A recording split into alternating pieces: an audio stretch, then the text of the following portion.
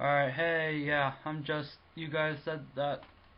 Basically, I'm just recording this and I'm going to do voices for this as well so you can actually get to read this better until you all at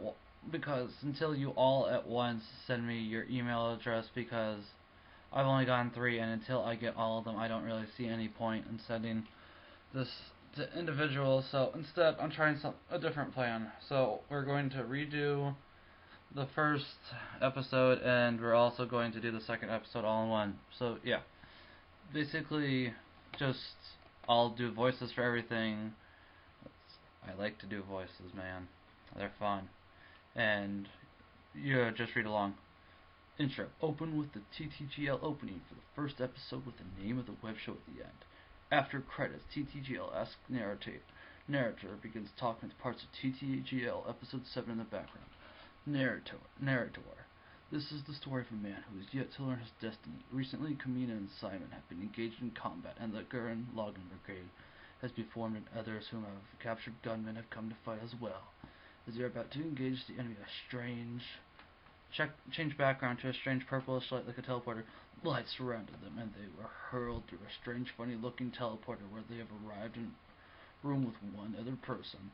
Camera on whole room, setting a dimly lit room with one person sitting down reading. As a strange light briefly flashes and Kamina and Simon are thrown to the other side of the room and thrown against the wall. After they hit the wall, focus camera on Simon and Kamina. Simon shakes his head and then realizes he's upside down against the wall and sets himself upright. Anarchy, where are we and what? Simon realizes he is no longer speaking Japanese but English and looks shocked. Stumbles over his words, making ba, buh, and duh noises. Focus camera on whole room so as to see everyone that's in the room. Logic Sherwood.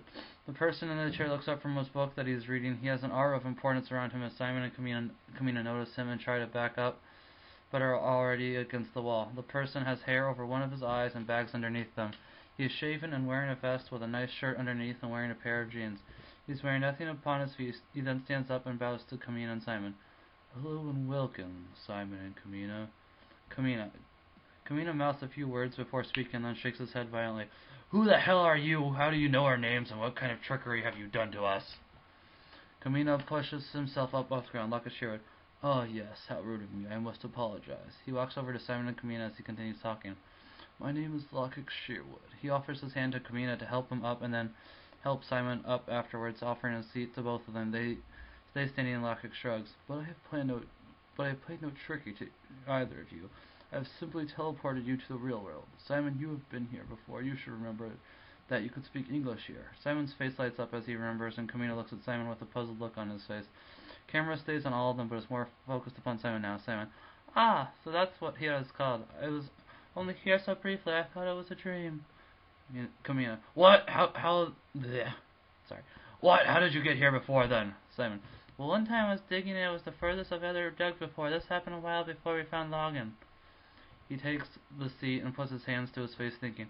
Well, I was digging one day when I stumbled upon a large metallic ring. It was in a cavern as if it had been crafted before. It had a blue light in the middle. It felt like it was pulling me in. That I should go in. So I did, but only for about 30 seconds, because when I went through, I was able to speak a strange language, which I now know to be English, but I was also in a strange place. There's lots of mud and water. Oh dear God. Mud and water, and it was bubbling from time to time. I don't know what it was, but I was scared and went back to the village. Focus camera on everyone again. With Simon still thinking, and Kamina with a look on his face that was kind of surprised, filled with interest as to what Simon found Logic. I thought it was something like that. There's actually a lot more underground from a previous civilization. But as you can see, they are no more due to a betrayal. But what you found was a teleporter. Your world is one of many, and varying teleporters exist. They were closed for a while, but that problem is no more, thanks to the Mario Brothers and other heroes that joined them. Flash, watch Stupid Mario Brothers today at the bottom of the screen. Logic looks up at the ceiling thinking, Kamina. Alright, that I understand, but there's still 2 things I need to answer for. 1, you still haven't answered why the hell we're here. 2, there's no porty thingamajig device in here, so how the hell did we get here then? Logic snaps his head back to reality with a smile on his face as Simon Then, as Simon then as well looks up, camera zooms in on Lockheed's face. Lockheed, ah, very good, Camina. Well then, I shall tell you everything. Come closer and listen. Listen to my tale. End episode 1, credits and bloopers. Episode 2. Yeah, we're just streaming right through this. Intro. Title screen appears. TTGL FO with TTL music playing for 15 seconds. If we have our own song, maybe by then, maybe some kind of rock thing instead of the TTGL music. Setting. Faintly lit room with 3 people in it and 2 sitting in a chair and 1 standing up. Cameras on everyone as it slowly begins to zoom in on Lockheed. Lockheed. The tale is for why we. The tale for why you are here is because someday I am going to need you two, along with others that I have chosen, and some others that have come of their free will as well. However, they actually knew about teleporters before coming to this world, or the majority do at least. Some have come by accident, but either way they have come here, either for fun or just to explore new worlds.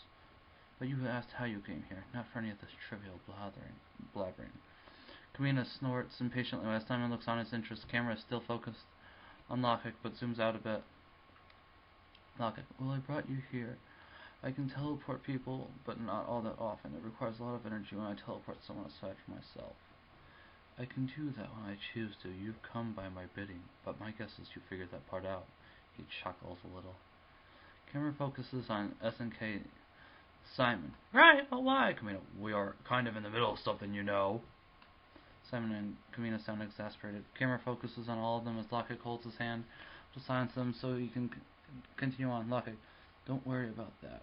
I'm certain something has come up to stop the fighting for a little while at least. He says with a grin as S and K look at each other quizzically. Oh, I was just able to make them return to their bases for a while. I was able to make a convenient holiday for both of them that will last quite a while. The beastmen are actually quite easy to negotiate with when booze, food, and women are involved. Then again, so are men. Crap. Bad Adrian. The problem was that you two, since you'd be gone, I was able to throw up some holograms on wheels of you. If someone finds out it's not you, an alarm goes off and they capture the person until I'm able to teleport them here. It'd be a while since I just teleported the 2 of you. Simon. Why are we here? How are you able to make all that work in the first place? It seems so unlikely it would work. Simon yells with an angry look on his face. Lockheed. Simon, I understand your word, but please don't interrupt. I lose my train of thought quite easily. Gotta change that. And you're right, it was indeed very difficult to make it work. But somehow I did. Ah, look, my train of thought has come back. Lockheed points at a toy locomotive as it comes into the room and then leaves almost as sudden as it came in. Lockheed just laughs the whole time while S and K look at each other like, what the fuck is wrong with this guy? Lockheed regains his composure after a little while. Lockheed still snorting every now and then. I'm sorry for that, but I've been waiting to use that joke on someone for a while now. Life isn't any fun if you don't laugh now and then, he says with a grin. He then laughs one more time and then looks to SNK with a happy look on his face while SNK still had the, okay, seriously, what the hell was that look? But back to matters at hand. Yes, for some reason I was able to do my plan flawlessly. For now, at least, we'll see if this actually works. If not, well, you'll have some new comments, but I needed to set this up so nothing happened while you were gone, because both of you still have very important roles to play, and we can't have those happen while you're gone. Oh, the reason I called you here is for a very important reason, but alas, I cannot tell you yet, unfortunately, for even I do not know everything, and what I do know would not help you. I will say this. The reason I brought you here is because there's a power at work in this world, an evil, vile thing that could bring the end to this world, and many others before anyone found out about it is why you are here. You and a few select others must battle it when the time is right, and when to ensure everyone's safety. Lockheed then walks over to the curtains in the room and opens them to a bright, sunny day. Ah, but the sun is how it should be, bright and sunny. Until the time comes where I need you, go and become accustomed to this world. Learn the ways and things of this world, because believe me, you will be needed. But for now I must leave you myself and have you fare by yourselves, unfortunately. I have other matters to attend to, including people that will be helping us on finding more information on this evil. Until then, adieu. I must leave you, and if you would be so kind to please leave this house as It's unsafe for you with everything I have in here. So find your own house and live a good life. Especially you, Kamina.